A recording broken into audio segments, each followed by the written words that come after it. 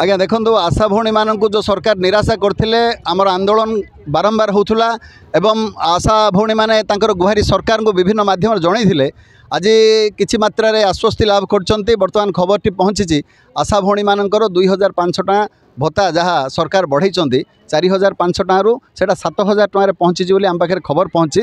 तेणु यही कार्यक्रम माध्यम आशा भौणी मानक प्रथम धन्यवाद देवी जेहेतु से अहरह परिश्रम करी आज यही अल्प हो किंतु विजय लाभ करछन्ते।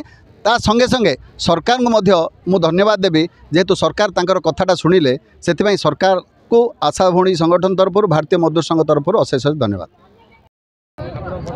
रेणुवाला साहू गंजाम जिला सभानेत्री।